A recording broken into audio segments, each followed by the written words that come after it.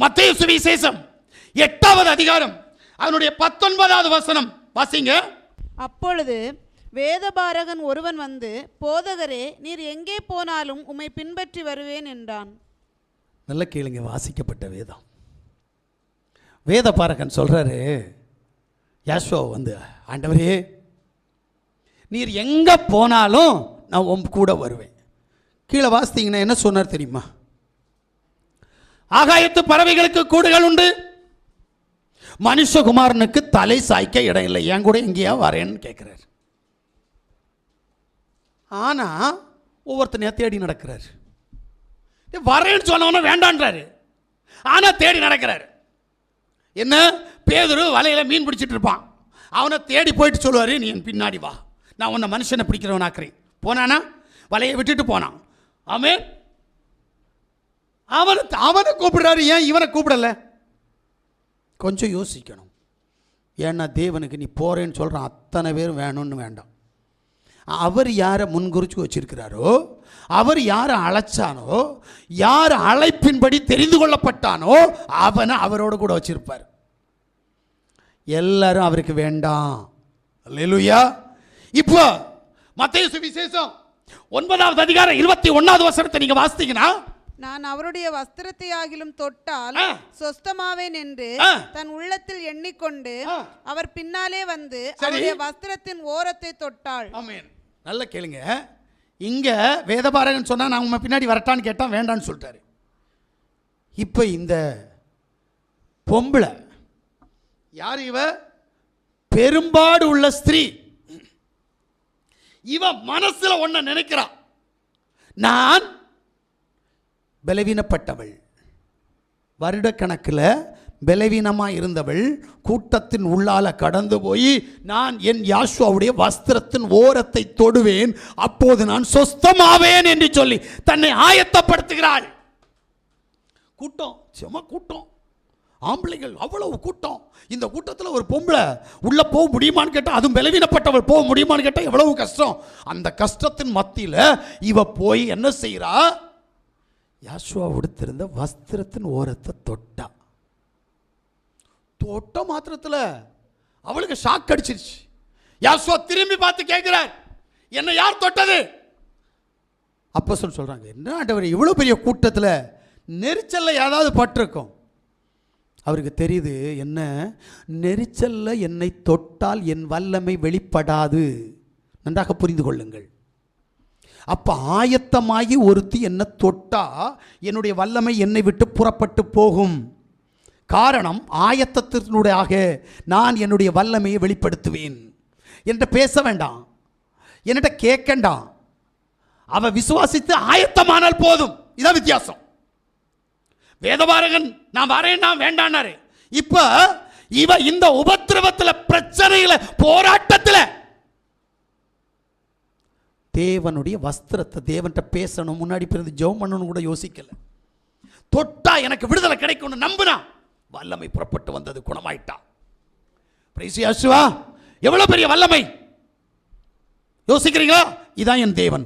ஆயத்தமாகி போனால் அவர் தன்னுடைய வல்லமையை வெளிப்படுத்துவார். நீ ஆயத்தம் இல்லாமல் கடந்து போனால் வல்லமை வெளிப்படாது. இப்ப கேபா கேட்கிறான், ஆண்டவரே நாங்கள் எல்லாத்தையும் விட்டுட்டு பின்னாடி வந்தோமே, என்ன ஆண்டவரே அப்படின்னு கேட்கிறான். வாசிங்க மத்தேயு சுவிசேஷம் 19வது அதிகாரம் 27, 28 ஆகிய வசனங்களை வாசிங்களே. அப்பொழுது பேதுரு அவரை நோக்கி, இதோ நாங்கள் எல்லாவற்றையும் விட்டு உம்மை பின்பற்றினோமே, எங்களுக்கு என்ன கிடைக்கும் என்றார். நல்ல கேள்வி, பார்த்தீங்களா? ஏன்னா இதுக்கு முன்னாடி ஒரு வார்த்தையை சொல்லுவான். யாரு? பேதுரு. என்ன? லூக்கா 22, 23 நினைக்கிறேன். அதற்கு அவன், ஆண்டவரே, காவலிலும் சாவலும் உம்மை பின்பற்றி வர ஆயத்தமாய் இருக்கிறேன் என்றான். பாத்தீங்களா? இந்த வார்த்தையை சொன்னவன் இப்ப கேட்கிறான், நாங்கள் உம்மை எல்லாவற்றையும் விட்டு விட்டு உம்மை பின்பற்றி வந்திருக்கிறோமே, எங்களுக்கு என்ன கிடைக்கும் ஆண்டவரே? வாசி மாப்ள. அதற்கு யாஷுவா, மறுஜன்ம காலத்திலே மனுஷகுமாரன் தம்முடைய மகிமை உள்ள சிங்காசனத்தின் மேல் வீற்றிருக்கும். நல்ல கேட்டுங்க, பின்பற்றவன், ஆயத்தமாகி பின்பற்றவனுக்கு கொடுக்கிற ஸ்தானம் என்னன்னு பார்த்துக்கிடுங்க. உங்களுக்கு எனக்கெல்லாம் விளையாட்டா இருக்கு இங்க, ஆனா இது சத்தியம். வாசிப்பா. என்னை பின்பற்றின நீங்களும் இஸ்ரவேலின் 12 கோத்திரங்களை நியாயம் தீர்க்கிறவர்களாக 12 சிங்காசனங்களின் மேல் வீற்றிருப்பீர்கள் என்று 12 சிங்காசனத்தில் வீற்றிருப்பீர்கள் என்று மெய்யாகவே உங்களுக்கு சொல்லுகிறேன். அல்லேலூயா. ஆனா ஒண்ணு தெரியுமா, இந்த வார்த்தையை சொன்ன நேரம் அதுக்கு பின்னாடி ஒருத்தன் அந்த பதவியை இழந்துட்டான். சிங்காசனம் கொடுப்பேன்னு சொன்ன பிறகு கூட அவன் இழந்து போயிட்டான். அதான் சொல்றேன், நித்திய ஜீவன் உனக்கு கிடைக்கும்னு சொல்லிட்டு ஒருவேளை ஜீவ புஸ்தகத்தில் உன்னுடைய பேர் எழுதி வைத்திருந்தால் கூட நீ தேவ சித்தத்தின்படி வாழல்ல அப்படின்னா உன் பேரை ஜீவ புஸ்தகத்திலிருந்து கிறுக்கி போடுவேன் என்று சொன்னார். ஆமென். இதுக்கு தான் சொல்றாரு, உன்னை ஆயத்தப்படுத்து. எதுக்கு ஆயத்தப்படுத்தணுமா? 12 கோத்திரங்களை விசாரிக்க கூடியவனாக, நியாயாதிபதியாக நீ மாற உன்னை ஆயத்தப்படுத்தணும். முடியுமா? அல்லேலூயா. அப்ப நீ எப்படி ஆயத்தப்படுத்தணும்? யாசுவாவை பின்பற்றுகிறவனாய் வாழ உன்னை ஆயத்தப்படுத்தணும். முடியுமா? இரண்டாவது பார்ட் இதுதான். ஒன்னாவது யாசுவா மேசியாவை சந்திக்க ஆயத்தமா இருக்கணும். இரண்டாவது பார்ட் யாசுவா மேசியாவை பின்பற்றி போக உன்னை ஆயத்தப்படுத்தணும். அப்ப மூணாவது ஒரு காரியம் இருக்குதுங்க. 1 பேதுருடைய புஸ்தகம் 1வது அதிகாரம் அதனுடைய 5வது வசனத்தை நீங்க வாசித்தீங்கன்னா, கடைசி காலத்தில் வெளிப்பட ஆயத்தமாக்கப்பட்டிருக்கிற ரட்சிப்புக்கு ஏதுவாக விசுவாசத்தை கொண்டு தேவனுடைய பலத்தினாலே காக்கப்பட்டிருக்கிற உங்களுக்கு அந்த சுதந்திரம் பரலோகத்தில் வைக்கப்பட்டிருக்கிறது. நல்லா கேளுங்க. அடுத்து 3வது ஒரு பார்ட்டுக்குள்ளாக நீங்க ஆயத்தமாகி கடந்து போகணும்னா, நீங்கள் எல்லாரும் சொல்லுவாங்க ரட்சிப்புக்காக போகணும். நோ, ரட்சிப்புக்கு ஏதுவான விசுவாசத்துக்குள்ளாக நீ கடந்து போகணும். விசுவாசம் தான் முக்கியம். விசுவாசத்தை பல பிரிவா என் தேவன் பிரித்து வைத்திருக்கிறார், அதுக்குள்ள கடந்து போக முடியாது. ஆனா விசுவாசத்துக்குரிய பலன் தான் ரட்சிப்பு. நீ எல்லாரும் சொல்லுவாங்க சபைக்கு போயிட்டோம்னா நான் ரட்சிக்கப்பட்டுட்டேன், ஞானஸ்தானத்தை மட்டும் எடுத்துட்டாங்க அவ்வளோதான், அதுக்கப்புறம் அவங்க பரலோகத்துக்கு சொந்தக்காரங்க தான், அதுக்கப்புறம் இந்த பூமிக்கு சொந்தக்காரங்க இல்லை, பாவமே செய்ய மாட்டாங்க. அது பிரசியாசம் யாருமே பாவம் செய்ய மாட்டாங்க. நம்ம எல்லாம் பாவிகள். என்கிட்ட நிறைய பேர் கேட்பாங்க, பாஸ்டர் உங்கள் சபையில் உள்ளவங்களா ரட்சிக்கப்பட்டாச்சா? எங்கள் சபையில் உள்ளவங்களா? நானே ரட்சிக்கப்படலை இன்னும்.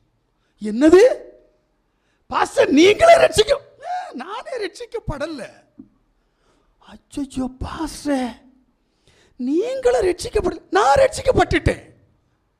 இதே வார்த்தையை 199.3 பேர் சொல்றாங்க. நேற்று வரைக்கும் அவன் ரவுடியா இருந்திருப்பான், இன்னைக்கு சபையில் போனான், சபையில் போய் ஞானஸ்நானம் எடுத்தான், அவன் எனக்கு சொல்றது என்ன தெரியுமா? அவன் ரட்சிக்கப்பட்டுட்டான். நல்லது. நான் அடுத்து சொல்லுவேன், டேய் நீ மட்டும் இல்லை, உன் பொண்டாட்டி சபைக்கு வரலல்ல, உன் பொண்டாட்டியே ரட்சிக்கப்பட்டா. என்ன பாஸ்டர் எப்படி சொல்றீங்க? ஆமாப்பா, பைபிள் அப்படி தான் சொல்லுது. உன் மனைவி அவள் ரட்சிப்படைந்தாள் என்று வேதம் சொல்லுது. ஆனால் அவள் சபைக்கு போகல, அவள் பைபிள் வாசிக்கல, அவள் கடவுளை ஆராதிக்கல, ஆனால் அவளுக்கே ரட்சிப்பான். எப்படி? உடனே அவன் சொல்லுவான், எப்படி பாஸ்டர் என்னால் அவள் ரட்சிக்கப்பட்டாள்? நீ போனாலும் போகலனாலும் அவள் ரட்சிக்கப்பட்டா. ஹலோ, எனக்கு அந்த வசனம் தெரியாது, எப்படி சொல்லுங்க? பிள்ளை பேற்றினால் உன் மனைவி ரட்சிக்கப்பட்டாள் என்று பைபிள் சொல். ஆமால.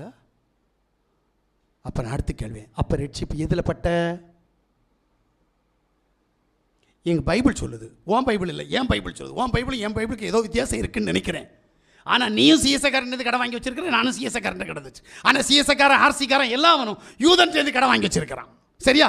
இந்த பைபிளில் என்ன இருக்கு அப்படின்னா, முடிவு பரியந்தம் நிலைத்து நிற்பவனே ரட்சிக்கப்படுவான் என்று சொல்லப்படுகிறது. ஆனால் நீ ரட்சிக்கப்பட்டாச்சு. ஆனால் ரட்சிக்கப்பட்ட எலியா எடுத்துக்கொள்ளப்பட்டார், ரட்சிக்கப்பட்ட ஏனோக் எடுத்துக்கொள்ளப்பட்டாச்சு. அப்ப நீ ரட்சிக்கப்பட்டாச்சா? அப்புறம் எப்படி இங்கே இருக்கிற? கேட்ட பதில் இல்லை. இப்படி தான் இன்னைக்கு நிறைய பேர் சபைக்கு போகிறாங்க. ஆனால் உண்மை என்ன தெரியுமா?